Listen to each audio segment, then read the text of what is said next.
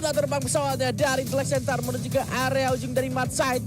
Dan akan terjadi early fight antara Bigetron Delta dan juga Fluxo. Dan akan ada andil dari seorang Diamond sepertinya yang juga turun di bagian dari Intellect Center arah jembatan, yang tentunya dia harusnya punya vision, punya informasi tentang apa yang akan terjadi di area Intellect Center itu sendiri. Tapi dari kedua tim ini cukup seimbang. Bigetron Delta tetap pada area yang seperti biasanya.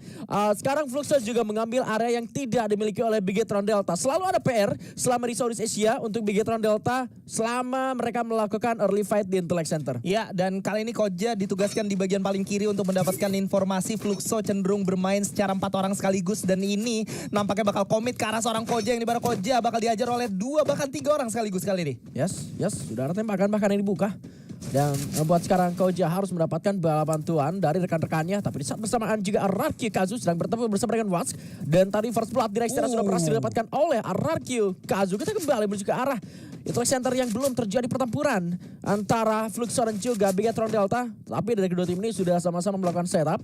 Dan kalau kita melihat tim Indonesia yang lainnya, itu RRQ Kazu sudah mendapatkan 3 poin eliminasi di area Madside itu sendiri. Which is ini adalah permainan yang berbeda dari RRQ Kazu dari Southeast Asia dan sekarang bermain di Global Finals. Mereka langsung menempati area Madside-nya karena tidak ada siapa-siapa. Tapi mungkin akan berbeda kalau tim Falcons juga yang bermain. Betul, ini bakal jadi cukup berbeda. Dan kalau kita lihat 3 poin eliminasi ini udah lebih cukup untuk teman-teman dari RRQ. Udut langsung masuk ke bagian depan, ada Mr. Ali dan langsung di take down di sana dengan cukup mudah. 4 poin eliminasi, mendapatkan seutuhnya bagian dari Modside, tapi Fight juga tidak terelakkan. Ada seorang Gio yang berhasil di take down di sana. 2 poin eliminasi untuk teman-teman dari Bigetron Delta, membuat Fluxo sedikit kebingungan, tapi Nems tidak cukup kuat untuk menahan seorang F17 kali ini, di mana seorang Gio pun berhasil menumbangkan seorang MT7 di sana, membuat teman-teman dari Fluxo harus pergi jauh-jauh dan memiliki Intellect Center seutuhnya dari Bigetron Delta. Ya, sayangnya kita tadi nggak ngeliat bagaimana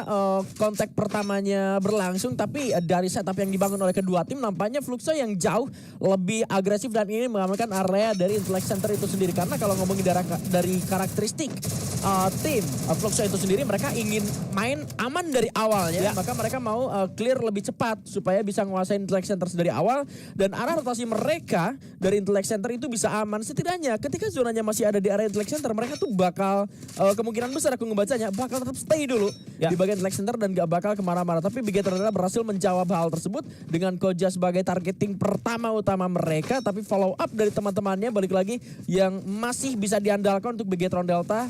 Skala agresivitas mereka dan cara mereka early fight itu masih sama kentalnya seperti di Southeast Asia. Sebenarnya kalau kita ngomongin Intellect Center, teman-teman dari Bigetron Delta ini punya kelemahan ketika mereka yang harus membuka fight yang terjadi, kecuali pick off dari jarak jauh. Mereka memang harus cenderung ngabsorb damage dari lawannya untuk bisa bertahan di bagian dari Intellect Center, karena pembagian mereka selalu 1-2-1. Kadang yang satu yang ada di kanan langsung ngerapat ketiga, dan yang satu di sebelah kiri itu coba untuk melakukan satu gameplay yang bisa membuat lawannya jadi kesulitan. Nah, hal tersebut yang tidak memungkinkan mereka untuk bermain agresif sebenarnya. Iya, betul sekali, dan itu jadi apa ya? Jadi kacau untuk kita semua. Jadi pembelajaran bahwa sebetulnya setiap map juga bisa berbeda. Masalahnya Bigetron tadi bermuda tidak melakukan hal tersebut dan cenderung mereka yang melakukan penyerangan terlebih dahulu. Tapi kita move on terlebih dahulu karena kali ini CLG yang belum memperlihatkan permainan agresif mereka nampaknya masih sangat sulit juga. Nampaknya huruf C yang terlihat satu orang berhasil bahkan ternyata 2 pemain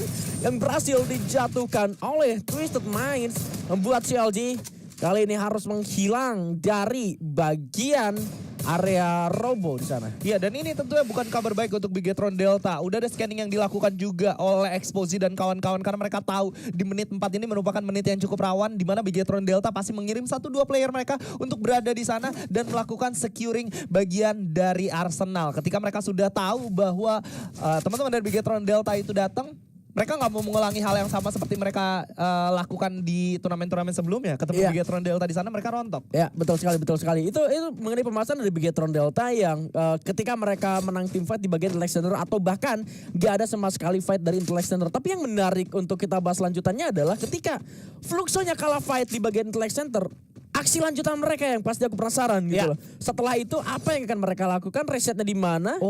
Ke sini ternyata mereka dilemparnya langsung ke arah Rastan. Tetap mereka selalu bermain dengan di lingkaran zonanya. Mereka bakal bermain pasif dengan area Rastan yang sudah mereka miliki dan seharusnya nggak bakal banyak pergerakan mereka yang cenderung terlalu agresif. Istilahnya kayak agresif itu sekarang di Rastan tiba-tiba di boxing gym gitu. Tiba-tiba di Plazaria mungkin akan tetap dengan gaya permainan mereka seharusnya. Yang cukup lambat ya dalam rotasi, dan kali ini fight akan membawa kita ke bagian dari Robo di mana Reta akan menghadapi teman-teman dari Evos Divine yang sedang mengabut. Bara cukup sekarat kali ini, tapi satu balasan tembakan yang sangat luar biasa dari teman-teman Evos Divine membuat Reta Esports harus sedikit kebingungan melakukan apa, dan Bara pun harus terpick off di sana. Ada Riptide Rhythm yang langsung dikomit ke arah satu glual yang sudah di stacking di sana, membuat EVOS kehilangan 2 player mereka, tapi Wave belum berhenti sampai di sana. Bigetron Delta bakal join to fight nampaknya kali ini, Bigat. Gue suka awareness dari EVOS Divine ketika mereka lebih dari 10 detik gagal untuk melakukan rush ke lantai 2 karena kayak gak adanya Thrill of Battle yang dilemparkan ke arah Reta Esports, gak ada granat juga yang dilemparin, gak ada momentum, dan mereka sadar ada orang ketiga yang datang dengan awareness mereka di bagian belakang. Mereka cabut meskipun mereka harus kehilangan 2 pemain, tapi itu resiko lah.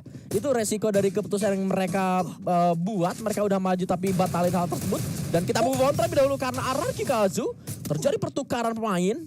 Karena Duts yang tumbang juga berhasil mendapatkan 1 orang di area Raston. Lihat zonanya udah pindah dan Fluxo udah gak kelihatan lagi di sini. Cepet banget ya? Cepet banget. Karena zonanya juga, garis zonanya juga udah gak sini. Iya, dan kali ini ternyata Twisted Mind-nya sendiri, mereka lebih memfokuskan bagian kanan mereka ketimbang bagian dari Intellect Center. Ini seakan-akan mereka memilih lawan mereka. Mereka bisa aja fight di early game sama Bigetron Delta, tapi mereka lebih memilih bergerak ke arah kanan. Karena harusnya secara logika lebih mudah melawan tim yang berada di Twin Bridge dan juga Mortar Ruins ketimbang berhadapan dengan Bigetron Delta khususnya di early game. Iya, itu logika yang udah terlihat jelas diperlihatkan oleh Twisted Minds bermain di babak knockout stage Global Finals kali ini. Karena ngomongin Twisted Minds yang pernah tadi sempat di-mention juga ketika interview, mereka itu udah punya title juara dunia sebetulnya di Global Master gitu ya kan, dengan format permainan juga dari seluruh dunia gitu, bukan tentang dari Southeast Asia aja. Jadi mereka udah punya gambaran lebih banyak gitu loh, meskipun timnya berbeda yang bermain, tapi dengan region yang bermain juga region yang sama, mereka punya catatan cukup banyak lah sebagai sang juara dari Global Master itu sendiri. Dan itu jadi bakal yang cukup baik, meskipun secara hasil memang di hari pertama ini Buriram masih ada di atas dari Twisted Minds ya kalau menurut aku sendiri. Tapi kembali lagi karena ini bukan permainan yang satu hari selesai, jadi akan banyak hal yang tentunya dipelajari dan dimaksimalkan oleh Twisted Mind itu sendiri. Balik lagi menuju ke Intellect Center, kali ini Wask sudah berhasil mendapatkan 2 poin eliminasi atas Fluxo yang kembali bergerak selalu menggunakan logika kompetitif paling dasar, bergerak ke arah sebelah kanan mengikuti area garis dari zona. Ya, ini bukan satu kabar baik tentunya untuk teman-teman dari RRQ karena memang mereka sudah berada di luar zona dan mereka harus berhadapan dengan Twisted Mind yang notabene mereka juga cukup siap dengan fight yang akan terjadi. Lu bisa ngelihat ada 1 M79 yang dipegang, ada 2 Fast Armor level 4 yang bisa mereka gunakan, dan kali ini bukan menjadi satu hal yang cukup wise menurut gua untuk RRQ engage mereka sekarang. Oke, karena ngeliat dari Twisted Mind juga mereka punya pergerakan yang jauh lebih disiplin. Mereka juga pergi menjauhi dari RRQ Kazu itu sendiri karena kalau ngomongin setup ataupun Twisted Mind mau engage ke arah RRQ gitu, ini udah lebih dari 1 menit gitu loh, dan situasinya udah di luar zona juga. Twisted Mind udah punya keuntungan dari awal, pun RRQ sebetulnya udah punya banyak poin eliminasi, jadi better mentingin zona selanjutnya aja. Karena seperti yang tadi sempat lu mention, ketika Twisted Mind-nya milih antara mau fight Bigetron atau RRQ di pergerakan rotasi mereka itu sendiri, ketika semuanya nggak berhasil, harus dirubah ya plan-nya sebelum kemungkinan buruk selanjutnya akan terjadi. Benar, mereka harus menjadi satu tim yang cukup cepat dalam beradaptasi dan juga berpikir gitu kan. Dan that's why mereka tahu kondisinya nggak menguntungkan, di depan ada SCCP, di belakang ada RRQ, mereka memilih untuk bergerak ke arah kiri. Itu keputusan yang menurut gue sangat wise gitu. Dan mereka harus sudah siap dengan resiko apapun yang sudah mereka putuskan gitu lah. Sekarang kita harus move on karena Farm Topi akan menjadi perebutan sebuah M79 dari seorang Tilong, membuka 1 poin eliminasi pertama dan membuat kali ini CLG kesulitan kembali untuk menangani Buriram Bandai Sports, another team from Thailand yang akan membuat CLG harus pulang di posisi ke-11. Yes, dan ini merupakan kabar baik sebenarnya untuk seorang DeLong yang membuka fight dengan sangat luar biasa. Barusan M79-nya connect langsung ke arah satu orang. Dan itu menjadi opening yang cukup baik yang bisa dibuka oleh seorang Get High dengan closing yang luar biasa di follow up oleh teman-temannya. Tapi kalau kita lihat barusan di kill notification sudah ada seorang dudes yang berhasil di pick off satu persatu player ya. Walaupun RRQ berhasil untuk masuk ke dalam zona selanjutnya, tapi mereka harus kehilangan seorang dudes. Bukan kabar baik dan Oh EVOS my god. harus tumbang di posisi yang ke-10. Banyak sih hal-hal yang mau aku bahas soal EVOS Divine, tapi kayaknya waktunya nggak bakal cukup di sini, jadi mungkin bakal dibikinin konten aja ya. Ya. Banyak banget soalnya. Tapi garis besarnya adalah bisa aku bilang cuma 2 kata buat EVOS. Apa? EVOS nge-stuck. EVOS nge-stuck. Nge-stuck. Meskipun kalah hari dapat banyak kill dan placement, tapi tetap EVOS tuh nge-stuck. Ya, ada EVOS nge-stuck. sedikit hal yang cukup berbeda dengan tidak bermainnya Gedai. Mereka memang tampak lebih agresif, lebih berani, tapi sedikit kehilangan arah kurang lebih Iya, ya. tetap sama itu lagi kesalahannya. Iya, Mau iya. Geda yang main, mau Bara yang main, gitu ya kan. Tapi karena EVOS sudah tumbang, mari kita melihat bagaimana EVOS harus tumbang di sini, harus kalah lagi-lagi oleh Hua Esports dengan satu buah inisiasi M79 yang masuk. M79 peluru yang kedua bisa mendapatkan 2 dan mengending satu pemain dari EVOS Divine dan gak punya exit way pada akhirnya. Yes, dan kali ini zona sudah mulai menumpuk. Menit ke-12 game yang sudah berjalan masih menyisakan 9 tim dan 30 orang. SCCP coba untuk berhadapan dengan teman-teman dari Hua Esports nampak ya. Oh malah sudah membukakan jalan untuk teman-temannya di follow up oleh satu player di sana dengan cukup baik. Dan pada akhirnya menyisakan satu player aja yaitu seorang Yanbin yang berhasil di take down dari kejauhan oleh seorang Razor. 6 poin eliminasi untuk RRQ dan 5 untuk Bigetron Delta. Yes. Bergerak menuju ke zona selanjutnya. Bigetron Delta yang masih juga kuat dengan pergerakan mereka dari Intellect Center. Ini juga jadi satu hasil yang manis seharusnya dan harus bisa mereka manfaatkan. Tapi lihat bagaimana Fluxo masih selalu bisa bertahan sampai ke arah late game. Ini menjadi basic atau permainan common banget dari Fluxo itu sendiri ketika mereka menjadi juara di Thailand kemarin ya. Ketika masih dengan Magic Squad gitu loh dan format pemain juga yang masih ini gitu loh.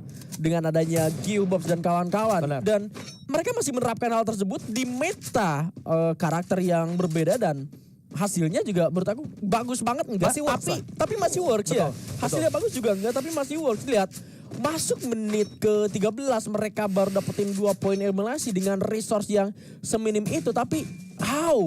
Mereka selalu bisa punya cara untuk tetap bisa masuk menuju ke zona-zona terakhir. Benar, dan itu adalah catatan pentingnya sebenarnya bagaimana Iya. mereka melakukan hal tersebut. Dan kali ini Fluxo bakal langsung join fight dengan teman-teman dari Buriram United yang sudah berada di atas Giu. Coba untuk memberikan tembakan, Bazin berhasil di take down di sana, dihujani peluru dari kiri dan kanan dan pada akhirnya satu persatu ditumbangkan.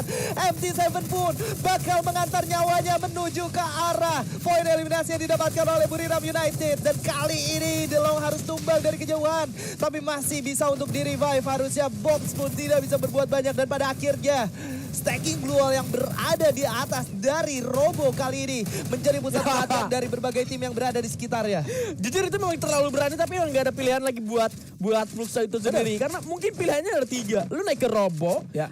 ke rumah yang sebelah kiri atau rumah ke sebelah kanan dan semuanya itu udah ada penghuninya. Jadi lu udah tinggal milih satu aja mau perang lawanin yang mana dan pertempuran yang kemungkinan third party-nya nggak ada itu udah jelas di atas Robo. Makanya mereka melakukan hal tersebut tapi ya balik lagi dengan resources mereka yang sangat minim sekali. Artinya mereka sulit untuk melakukan fight. Tapi kali ini SCCP kehilangan 1, 2 bahkan ternyata 3 hilang kurang dari 5 detik. SCCP atau Corinthians harus pulang menuju ke arah lobby di tangan Twisted Minds dengan kuncinya adalah sebuah Skylar yang menghancurkan pertahanan mereka. Yes, 2 tim dari Indonesia, 2 tim dari Thailand kali ini bakal berhadapan untuk saling memperebutkan buaya yang bisa mereka dapatkan. Tapi Reta pun tidak ingin kalah kali ini. Koja coba memberikan covering fire dari arah belakang. Abai dan juga satu orang teman-teman dari RRQ masih coba untuk melihat situasi yang coba mereka bisa maksimalkan tentunya. Sementara Buriram United masih berada di tengah-tengah dari inti zona selanjutnya yang dimana zona pun akan segera bergerak. Ya, ini nggak menutup kemungkinan zonanya bakal zona adu medkit juga ya kalau ngelihat seperti ini. Tapi Buriram harusnya udah paham betul ketika misalkan zonanya harus turun ke arah bawah dan RRQ Sayangnya sudah pulang di posisi yang kelima. Bigetron masih ada, still survive, memberikan sebuah ledakan dengan Trogon dari seorang Dix, tapi dapat cukup menyakitkan juga. Harus memberikan tidak ada Casey yang berikan lagi sampai akhirnya Dix pun tumbang di tangan para pemain dari Buriram sepertinya karena ada fusil yang mereka dapatkan. Lips, oh my god, itu dia yang kumaksud. Juna dengan celah yang sangat sempit masih bisa memanfaatkan situasi dan membuat kali Bigetron Delta kesulitan tumbang nampaknya. Menyisakan satu pemain saja atau dua yang masih survive. Dan ternyata seperti yang gue bilang tadi, Buriram sudah menyiapkan plan mereka jikalau memang harus turun ke bagian bawah. Yes, kali ini Buriram United untuk pertama kalinya melihat mereka bermain di atas Robo dan ternyata cukup maksimal. Bakal coba untuk turun menggunakan monster truck mereka dan memberikan elemen of surprise untuk beberapa tim yang mungkin berada di bawah. Langsung ada tembakan Riptide Rhythm juga udah connect langsung. Getai sedikit kebingungan coba untuk mundur. Ditemani oleh seorang Wasana yang komit ke arah Allah yang berlawanan. Delong tidak bisa selamat di sana. Duel 1-1 dengan teman-teman dari Bigetron Delta tidak menghasilkan apapun. Sementara Twisted Mind sangat diuntungkan dari fight yang barusan terjadi. Wasana masih coba untuk menggulung medkitnya dan menggunakan satu energizer untuk benar-benar bertahan dari kondisi yang cukup sulit kali ini. Mengurung dirinya, melihat satu player yang berada di depannya, coba untuk menghindar tapi tidak bisa melakukan banyak hal karena zona pun udah mulai cukup sakit. Menyisakan satu player aja yang berada di bagian atas, yaitu seorang Juna nampaknya. Iya, tapi nampaknya memang akan sangat sulit sekali. Exposure dikirimkan untuk terus memberikan hit, namun nampaknya Exposure harus jatuh juga pada akhirnya. Dan dari pertarungan medkit, Twisted Minds, ada Casey juga yang dimiliki oleh Twisted Minds. Akankah dengan 3 pemain yang bertahan, Twisted Minds berhasil mendapatkan buyah kedua mereka dengan jumlah pemain yang masih banyak? Tapi lihat Juna, darahnya sudah sangat low sekali. Low darahnya buyah berhasil diamankan oleh Twisted Minds. Yes, dan buyah untuk Twisted Mind di game yang kelima kali ini setelah dengan sangat dramatis mengadu medkit mereka dengan teman-teman dari Buriram United. Yes. Ini udah benar-benar seperti yang lu bilang skenario-nya dari awal ya. Ketika melihat pergerakan Twisted Mind tadi ngebikin si LG-nya terusir dari sebuah rumah di dekat-dekat Robo. Lalu pergerakan mereka yang gak nunggu Bigetron karena udah terlalu lama. Mereka banting setir ke bagian Rush Town sampai ke area di mana Fluxo juga disulitkan di sana. Di Rush Town ketemu juga RRQ Kazu. Gagal fight dengan RRQ Kazu. Mereka banting setir lagi sampai ke bagian dari DK Square loh tadi. Iya. DK Square. Udah jauh banget sebenarnya sampai ketemu RRQ juga kan. Tapi pada akhirnya mereka masih bisa menghadapi situasi tersebut dan mendapatkan 15 poin eliminasi ini. Emang ngeri banget, 2 tim Thailand lagi-lagi. Dan Bigetron Delta memang kondisi mereka kurang menguntungkan, harus berhadapan dengan Reta juga. Tapi dari atas ada tembakan-tembakan yang cukuco mengerikan dari Twisted Mind dan juga Buriram United. Sambil kita melihat satu wawancara kita terlebih dahulu. Ini dia. Opa, misturei o inglês e o português. Galera, esse Mundial de Free Fire tá mexendo com a gente, né? E esses tailandeses não vieram pra brincadeira. Agora a gente já puxou o Nameless aqui pra conversar com a gente aqui. Então, bora de perguntinha aqui pra ele. Ok, so... what strategies did you guys prepare for this first day of the knockout stage since you already got 2 buoys?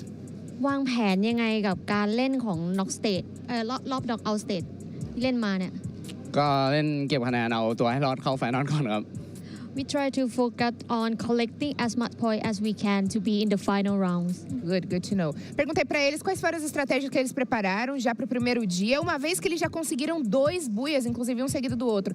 Ele falou assim que eles estão tentando se preparar e garantir mais pontos que eles podem possivelmente por aqui, porque é o que é sobre a fase classificatória, né? É sobre garantir pontos para conseguir essa classificação. Nameless, in all of the teams here, do you keep an eye on any team, any specific team? ในบรรดาทีมทั้งหมดที่มาแข่งวันนี้มีทีมไหนที่เราพุ่งเป้าพิเศษไหม ก็มีทีมตัวเองเนี่ยแหละพี่กลัวมันเล่นกันไม่ได้ครับ It's just my team because I scared of them cannot play. ฮะ Which team? Oh, his team. His team. Ok. Ela perguntou se ele qual o time que está aqui hoje, pelo menos dos grupos A e B, qual é o time que ele mais presta atenção por aqui. Ele não se preocupou com nenhum time daqui não, tá bom? Ele falou assim que ele presta mais atenção no time dele porque ele tem medo que o time dele não consiga jogar. Mas acredito que ainda assim eles estão escondendo o jogo. Ok, what can we expect from you guys from now on in the next matches since you already got 2 buoys? เราจะคาดหวังอะไรกับทีมได้บ้างตอนนี้แบบตอนนี้เราได้2บูย่าแล้วมีอะไรแบบน่าตื่นเต้นอีกไหม ก็อยากเก็บคะแนนให้เยอะๆกว่านี้ครับเกมท้ายเกมนั้นเหมือนเดิม we'll try to collect more booyah. Ok. Perguntei pra eles o que a gente pode esperar deles daqui pra frente. Na última partida, né, iremos pra nossa sexta queda, já que eles já conseguiram 2 buias. E ele me respondeu que vai tentar mais um buia, gente. Que isso, que menino abusado. Ai, não tô gostando disso, não. Mas a gente vai agora pros nossos melhores momentos e torcer aí que o Brasil consiga um buiazinho pra coroar esse primeiro dia aqui muito bem. Highlights now? Yep, thank you so much everyone and congratulations again to Stepmind for having a booyah. And now let's head back to the caster and listen to our analyze. See you! Itu dia interview kita dan Twisted Mind yang berhasil mendapatkan booyah di Nextera barusan. Skyla, ada kesimpulan apa melihat Nextera yang barusan game 5? Kesimpulannya adalah ada momentum di mana beberapa poin yang bisa kalian curi di awal itu ternyata tidak perlu dilakukan. Seperti apa yang dilakukan oleh teman-teman dari Twisted Mind. Lu ingat Diamond bermain di pinggiran, coba collect info kalau di bagian utara itu khususnya Intellect Center ada yang fight. Tapi mereka nggak kesana anyway. Mereka lebih memilih untuk bermain di sekitaran Farm Topio untuk melakukan farming terhadap beberapa tim yang mereka anggap bisa mereka makan. Ketimbang harus berhadapan dengan teman-teman dari Fluxo ataupun dari Bigetron Delta yang ada di utara yang power tempur di early game-nya cukup kuat. Mereka lebih memilih yang lebih mudah aja terlebih dahulu. Justru lebih menghindari beberapa tim yang memiliki fire tempur early game cukup kuat. Dan bukan tanpa alasan menurut gua, mereka ketika ketemu sama RRQ itu mereka pada akhirnya cabut. Karena mereka tahu mereka mau milih lawan gitu loh. Ini Mereka punya data exact, ini siapa yang ada di sini, ini siapa yang ada di sini, dan siapa yang bisa kita makan di checkpoint tertentu. Dan garis besar yang gue dapat dari apa yang lu simpulkan adalah mereka memilih timing yang benar-benar mereka perhitungkan dengan ngirim Diamond ke Intellect Center semata-mata cuma pengen tahu mereka perang nggak sih di sana, terus perangnya selesai nggak gitu loh, dengan mengkoneksikan melihat di jumlah live juga yang bisa mereka lihat gitu loh di device mereka masing-masing. Lalu selesainya selesainya di menit keberapa untuk menentukan arah rotasi dari Twisted Mind itu sendiri. Karena mungkin ketika Diamond dikirimkan, Diamond tahu fightnya selesai di menit keberapa, mereka kirimkan ke bagian jembatan untuk memperkirakan Bigetron bisa datang nih di menit kesekian. Tapi ternyata perkiraannya nggak datang tuh Bigetronnya, mereka pilih yang lain. Walaupun mereka sempat pakai yang namanya Dinokular juga untuk ngelihat ada satu player, artinya player tersebut udah dapetin info, mereka juga nggak punya kunci arsenal, nggak ada alasan mereka buat stay di sana. Balik lagi terlalu risky untuk berhadapan dengan Bigetron Delta yang khususnya mereka punya koin yang cukup banyak dan juga resource a whole Intellect Center. Nggak cukup wise untuk mereka yang bermain di pinggiran.